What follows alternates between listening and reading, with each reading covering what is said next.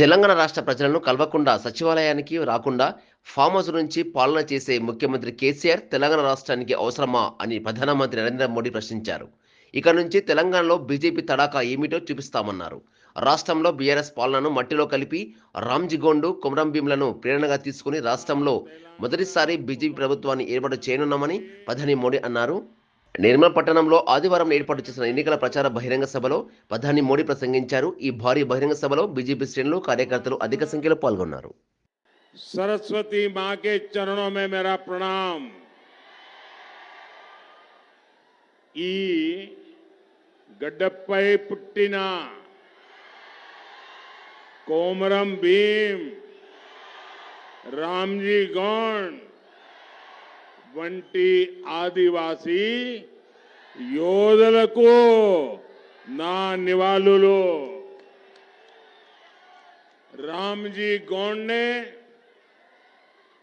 जनजातीय क्षेत्र में युवाओं को अत्याचार से लड़ने के लिए भी प्रेरित किया था। आज जब तेलंगाना में कांग्रेस की सुल्तान शाही और बीआरएस की निजाम शाही दोनों जब सामने है, तब इस पूरे क्षेत्र में रामजी गोंड की प्रेरणा साफ साफ नजर आ रही है।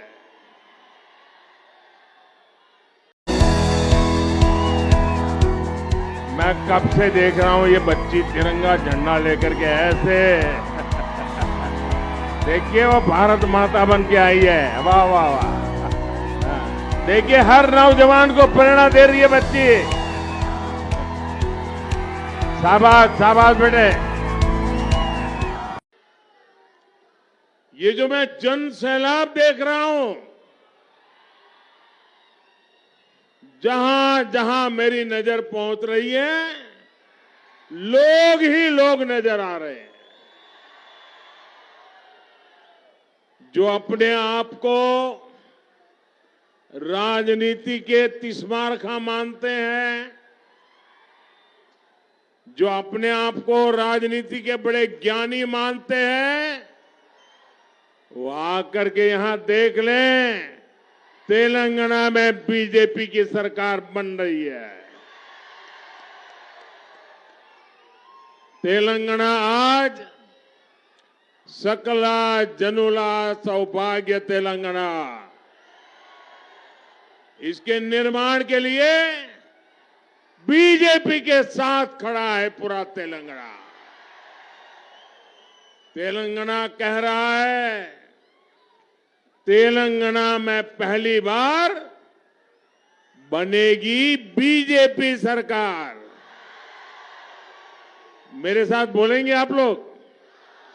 मैं बोलूंगा, उसके बाद आपको बोलना है बनेगी बीजेपी सरकार। क्या बोलना है? बनेगी बीजेपी सरकार। ठीक है? तेलंगाना में पहली बार बनेगी बीजेपी सरकार। तेलंगाना में पहली बार बनेगी बीजेपी सरकार। तेलंगाना में पहली बार बनेगी बीजेपी सरकार। तेलंगाना में पहली बार बनेगी बीजेपी सरकार। మొదటిసారి తెలంగాణలో బీజేపీ ప్రభుత్వం ఏర్పాటు కానుంది।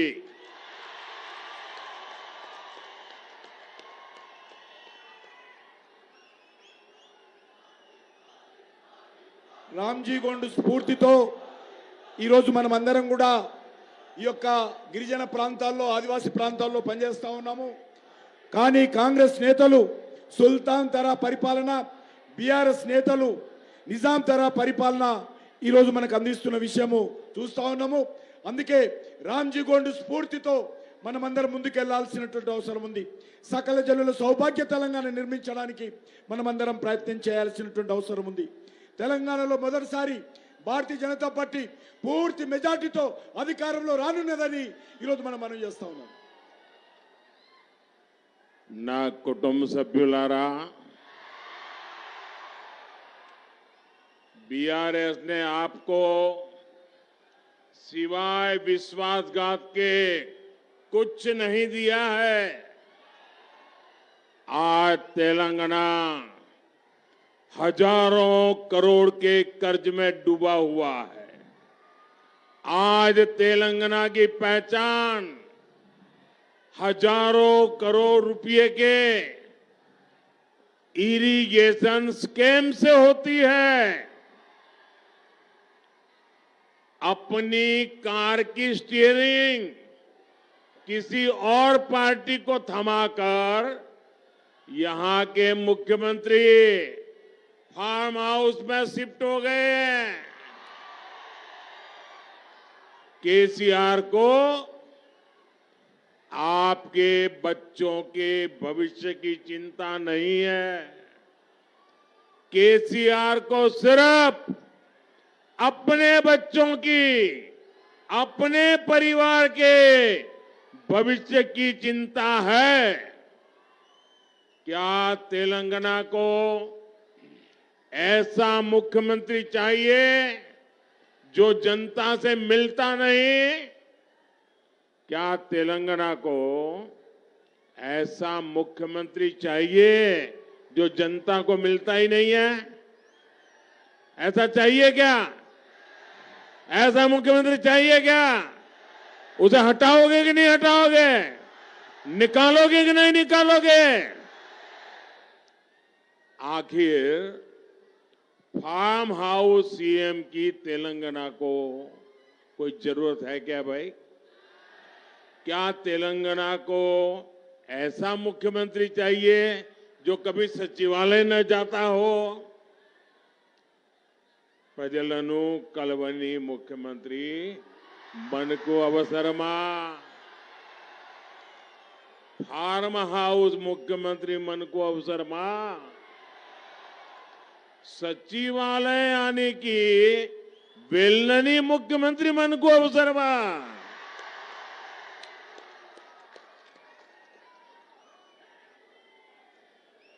మిత్రులారా, బీఆర్ఎస్ మనల్ని మోసం చేసేందుకే ఏ అవకాశాన్ని కూడా వదలడం లేదు. ఇవాళ తెలంగాణ లక్షల కోట్ల రూపాయల అప్పులో మునిగింది. ఈరోజు వేల కోట్ల రూపాయల సాగునీటి కుంభకోణం తెలంగాణలో ఏర్పడింది. ఈరోజు కేసీఆర్ కారు యొక్క స్టీరింగ్, టీఆర్ఎస్ కారు యొక్క స్టీరింగ్ మజ్లిస్ పార్టీ చేతులు అప్పగించి ఆయన ఫామ్ హౌస్ కు షిఫ్ట్ అయ్యాడు. కేసీఆర్ తమ పిల్లల భవిష్యత్తు గురించి ఆలోచన చేస్తున్నాడు. కేవలం ఆయన పిల్లల గురించి ఆలోచన చేస్తున్నాడు తప్ప తెలంగాణ ప్రజల యొక్క భవిష్యత్తు గురించి, తెలంగాణ పిల్లల భవిష్యత్తు గురించి ముఖ్యమంత్రి ఆలోచన చేయడం లేదు. ఫామ్ హౌస్ కు పరిమితమైనటువంటి ముఖ్యమంత్రి మనకు అవసరమా? ఆఫీస్కు రానటువంటి ముఖ్యమంత్రి మనకు అవసరమా? తెలంగాణ ప్రజలు ఆలోచన చేయాల్సిందిగా కోరుతా ఉన్నాను. हल्दी की मांग बढ़ी है। पूरी दुनिया को हल्दी का महत्व समझ में आया है और इसलिए आपके लिए तो ये हल्दी दुनिया में जाने का एक नया रास्ता बन गई है। మిత్రులారా, భారతీయ జనతా పార్టీ తెలంగాణ ఎన్నికల ప్రణాళికలో రైతుల గురించి అనేక కార్యక్రమాలు మేనిఫెస్టోలో ప్రకటించడం జరిగింది. అందులో నిజామాబాద్, నిర్మల్ ప్రాంతాల్లో ఉన్నటువంటి పసుపు రైతులు ఎక్కువగా ఉన్నటువంటి విషయం మీకు తెలుసు. చాలా కాలంగా పసుపు రైతుల సంక్షేమం కోసం ఈరోజు జాతీయ పసుపు బోర్డు, నేషనల్ టర్మరిక్ బోర్డు ఏర్పాటు చేయాలని కేంద్ర ప్రభుత్వం నిర్ణయం తీసుకుంది. ఇప్పుడు నిజామాబాద్ను మేనిఫెస్టోలో తెలంగాణ బీజేపీ పసుపు నగరిగా ప్రకటిస్తామని బీజేపీ ప్రకటించడం జరిగింది. అదేవిధంగా ఆర్మూర్ పసుపుకు జిఐ ట్యాగ్ ఇస్తామని ప్రకటించడం జరిగింది. దీని ద్వారా నిజామాబాద్, నిర్మల్ ప్రాంతంలో ఉన్నటువంటి రైతులకు కూడా మేలు జరుగుతుందని ఈ సందర్భంగా ప్రకటిస్తా ఉన్నాను. కోవిడ్ తర్వాత రైతు యొక్క ఇంపార్టెన్స్ పెరిగింది. ప్రపంచమంతా కూడా మీ పసుపు కోసం ఎదురు చూస్తా ఉంది అనే విషయాన్ని చెప్తా ఉన్నారు. నా కుటుంబ సభ్యులారా, पूरी दुनिया आजकल मेड इन इंडिया का गौरवगान कर रही है, लेकिन आप देखेंगे कि बीआरएस और कांग्रेस के नेता कभी मेक इन इंडिया की बात ही नहीं करते। यही मानसिकता है जिसके कारण निर्मल की हजारों वर्षों से चली आ रही टॉयज परंपरा, टॉयज इंडस्ट्री बेहाल हो गई। आज जब भारत टॉयज के एक्सपोर्ट के नए रिकॉर्ड बना रहा है, बीआरएस सरकार यहां निर्मल की टॉय इंडस्ट्रीज को बर्बाद कर रही है। यहां बीजेपी सरकार बनते ही, ये मोदी की गारंटी सुन लीजिए, आज यहां बीजेपी की सरकार बनते ही निर्मल टॉयज के लिए भी विशेष अभियान शुरू किया जाएगा। ఓ కుటుంబ నేడు యావత్ ప్రపంచమంతా కూడా మేక్ ఇన్ ఇండియా పేరు మారుమోగిపోతా ఉంది. కానీ దురదృష్టం ఏంటంటే ఏ ఒక్క రోజు కూడా బీఆర్ఎస్ పార్టీ కానీ కాంగ్రెస్ పార్టీ కానీ మేక్ ఇన్ ఇండియా గురించి మాట్లాడరు. వాళ్ళ మానసిక స్థితి మనం అర్థం చేసుకోవచ్చు. ఈ రెండు పార్టీల కుట్రల కారణంగానే, మోసం కారణంగానే, నిర్లక్ష్యం కారణంగానే వేల ఏళ్లుగా ఈ నిర్మల్కు ప్రత్యేకమైనటువంటి నిర్మల్ పెయింటింగ్స్ కానీ, నిర్మల్ కొయ్య బొమ్మల పరిశ్రమ కానీ నిర్లక్ష్యానికి గురి కాబడిందని మనం చేస్తా ఉన్నాను. నేను మోడీ గ్యారంటీ ఇస్తా ఉన్నాను, భారతీయ జనతా పార్టీ ప్రభుత్వం రాగానే ఈ యొక్క నిర్మల్ కొయ్య బొమ్మల గురించి, నిర్మల్ యొక్క పెయింటింగ్స్ గురించి పూర్వ వైభవం తీసుకొస్తాను. ఇది మోడీ గ్యారంటీ నిర్మల్ కని మనం చేస్తా ఉన్నాను. ना कुटुंब सभ्युलारा, एक तरफ बीजेपी सरकार ऐसी योजनाएं बना रही है, फूड पार्क बना रही है, टेक्सटाइल पार्क बना रही है, लेकिन यहां बीआरएस और कांग्रेस का तुष्टीकरण अलग ही लेवल पर चल रहा है। बीआरएस तो टेक्नोलॉजी तक में तुष्टीकरण ले आई है। क्या अब भारत में धर्म के आधार पर भी आईटी पार्क बनेगा क्या? ये खेल चलता रहेगा क्या?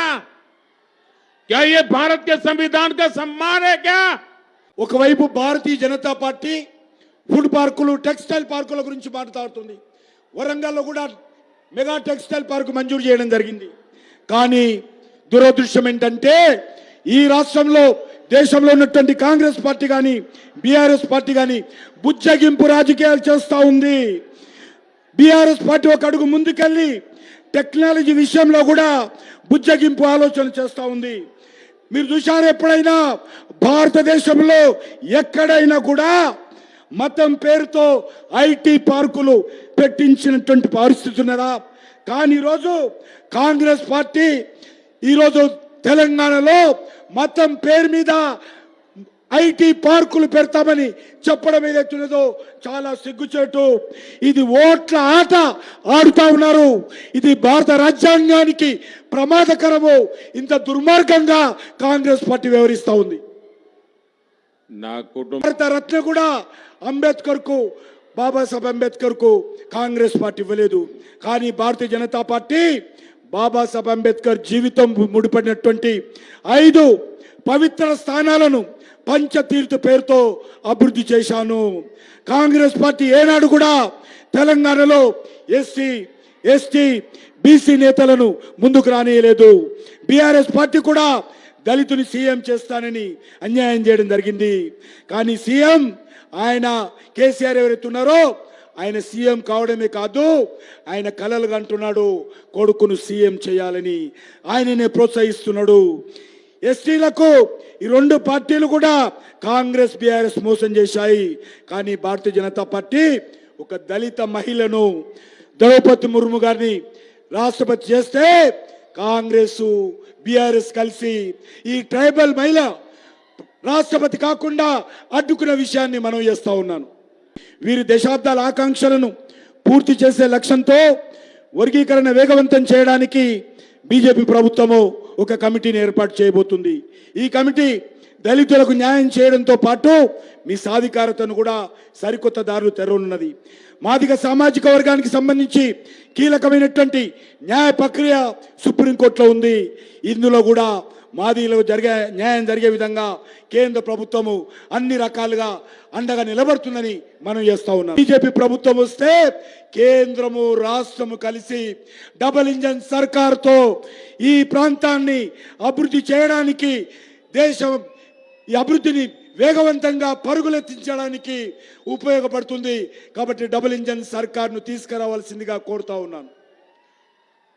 मैं कुछ बातें आपसे करना चाहता हूं. हिंदी समझ लेंगे आप जवाब देंगे पक्का? तो मेरे साथ एक काम कीजिए, आपका मोबाइल फोन निकालिए, उसकी फ्लैश लाइट चालू कीजिए और मैं जो कहता हूं बोलना होगा आपको. तेलंगाना में बीजेपी सरकार बनाएंगे, बीजेपी सरकार बनाएंगे, बीजेपी सरकार बनाएंगे, बीजेपी सरकार बनाएंगे. मादिगा समाज को न्याय दिलाएंगे, मादिगा समाज को न्याय दिलाएंगे. अच्छा, मेरा एक और काम करेंगे, पक्का करेंगे. ये चुनाव वाला काम नहीं है, करेंगे, पक्का करेंगे. देखिए, काम करना है आपको. यहां से जब जाएंगे ना, तो आप जरा मोबाइल फोन का फ्लैश चालू रख के बंद मत कीजिए. हाँ, मेरा काम बड़ा महत्वपूर्ण है, आपको वादा करना है, करेंगे ना. एक काम मेरा करना है, ये मेरा निजी काम है. देखिए, घर घर जाना और जाकर के हर किसी को प्रणाम करना और कहना कि अपने मोदी जी निर्मल आए थे और मोदी जी ने आप सब परिवारजनों को प्रणाम कहा है, नमस्कार कहा है. ये मेरी बात पहुंचा दोगे? जरा हाथ ऊपर करके बताओ, पहुंचा दोगे? घर घर जाओगे, मेरा नमस्कार कहोगे, हर एक परिवार से मेरे लिए आशीर्वाद मांगोगे. जब हर परिवार मुझे आशीर्वाद देता है तो मुझे एक नई ऊर्जा मिलती है, नई ताकत मिलती है. आपके लिए काम करने का बड़ा हौसला बुलंद हो जाता है. और इसलिए घर घर जाएंगे, कमल खिलाएंगे, भाजपा जिताएंगे. बहुत बहुत धन्यवाद. बोलिए भारत माता की, भारत माता की, भारत माता की. शाबाश.